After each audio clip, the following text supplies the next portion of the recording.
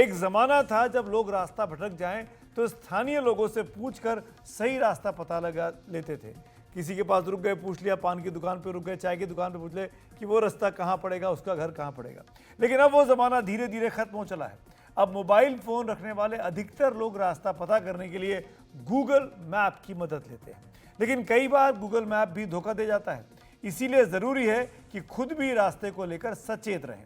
ऐसा हम इसलिए कह रहे हैं कि रविवार की रात उत्तर प्रदेश के बरेली जिले में गूगल मैप के भरोसे चल रहे 3 लोगों की मौत हो गई। एक शादी में शामिल होने के लिए तीनों लोग जिस गाड़ी में चल रहे थे वो गूगल मैप के बताए रास्ते पर आगे बढ़ती रही। बरेली के फरीदपुर के खलपुर इलाके से गुजरते वक्त रामगंगा नदी पर बन रहा एक निर्माणाधीन पुल आ गया।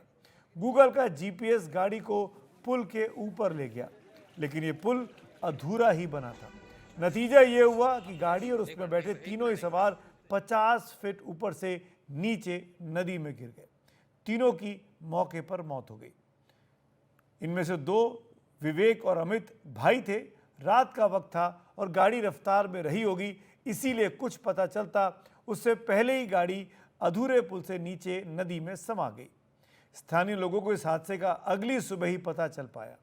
हादसे के बाद मौके पर पहुंचे परिजनों ने बताया कि जीपीएस के कारण कार गलत रास्ते पर चली गई, लेकिन वो साथ ही पुल निर्माण से जुड़े अधिकारियों को भी जिम्मेदार मान रहे हैं, जिन्होंने अधूरे पुल के रास्ते पर कोई बैरिकेडिंग ही नहीं लगाई, न ही प्रमुखता से कोई सूचना वहां सड़क पर लिखी गई।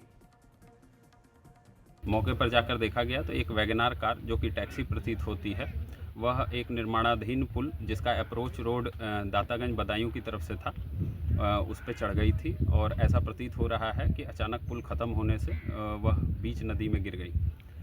वहां मौके से 3 लोगों के शव निकाले गए, जिनकी मौके पर ही मृत्यु हो जाना प्रतीत हो रहा है।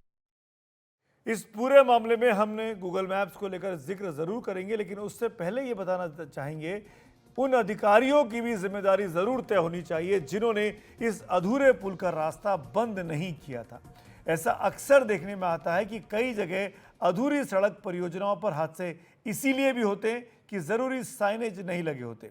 जैसे कि अमूमन देखा, गड्ढे में बच्चे गिर जाते हैं, आपने ढक्कन नहीं लगाया, बच्चा गड्ढे में गिरा, उसकी जान चली गई। वैसी स्थिति यहाँ पर भी है।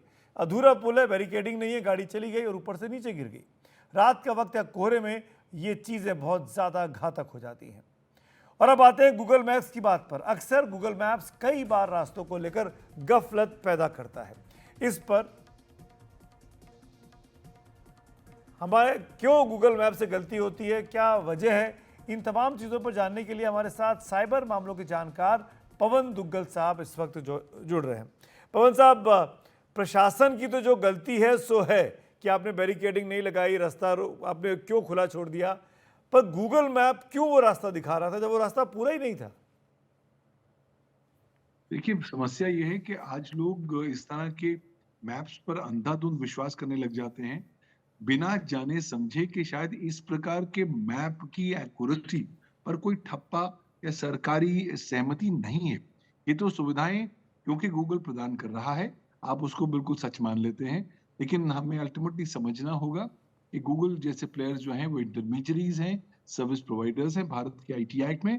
अगर आप भारत के आईटी रूल्स 2021 को देखें तो उन्हें ड्यू डिलिजेंस का एक्सरसाइज करना जरूरी है, लेकिन मैप के संदर्भ में उन्हें क्या ड्यू डिलिजेंस का एक्सरसाइज करना है, इस पर कोई ठोस प्रकार की गाइडलाइंस अभी सरकार की नहीं आ रखी है। हाँ, ये बात तो सही है, उन्हें बोला गया है कि आप अपने प्लेटफॉर्म पर कोई ऐसी जानकारी नहीं देंगे जो कानून का उल्लंघन करती है या जो सत्य ना हो।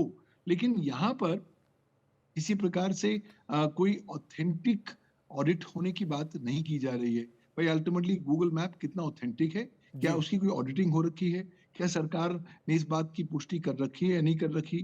क्योंकि देखिए, गूगल मैप अल्टीमेटली तो जीपीएस के थ्रू जा रहा है, वो वहां पर फिजिकली आकर मौके पर तो मौका मायना नहीं कर रहा है, और उसके हिसाब से जब वो इस प्रकार की जानकारी देता है तो उसकी पूरी जिम्मेवारी होनी चाहिए। तो यहाँ पर जब इस तरह का मुकदमा हुआ है तो पुलिस चाहे तो गूगल जैसे प्लेटफॉर्म को भी बाकायदा एज एन अक्यूज बना सकती है, क्योंकि अल्टीमेटली ये अगर काम, उनकी ये नेग्लिजेंस ना हो। ये दुग्गल साहब, क्योंकि आप साइबर एक्सपर्ट हैं, मुझसे हम सबसे बेहतर जानते हैं गूगल मैप काम कैसे करता है। कई बार देखा गया है कि अगर एक एक्सपेरिमेंट हुआ था कि एक ही बास्केट में अगर मैं 50 मोबाइल फ़ोन रख दूं एक ही रास्ते के, तो वो रास्ता ब्लॉक दिखाने लगता है। तो क्या ये ऑपरेटिंग सिस्टम के ज़रिए काम करता है कि अगर मोबाइल फ़ोन एक जगह बहुत सारे हैं तो वहाँ पे जाम होगा?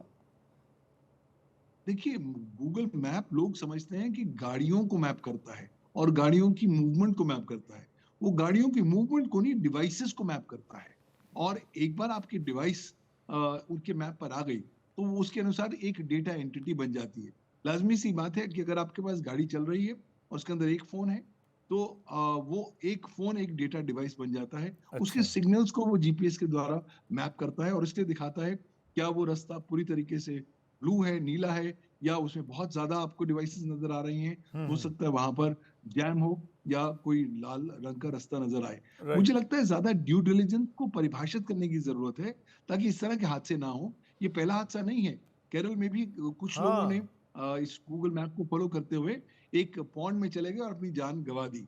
मुझे लगता है कहीं न कहीं लोगों को भी स सतर्क करने की आवश्यकता है, ज़्यादा ऑडिटिंग की आवश्यकता है, ताकि इस तरह के मैप्स स बिल्कुल सुचारू रूप से जी।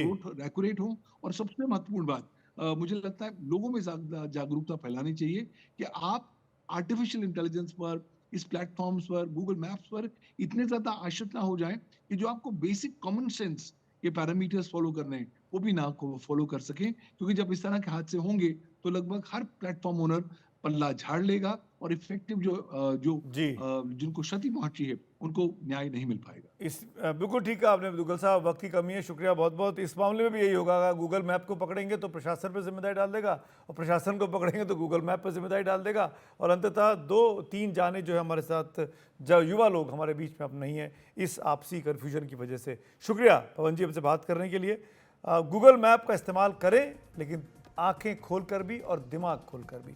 अपने विवेक का इस्तेमाल ज़रूर करें। आप जब देखते हैं आंखें क्या दिख रहा है उसके हिसाब से गाड़ी चलाइए, केवल मैप को फॉलो मत करते रहिए।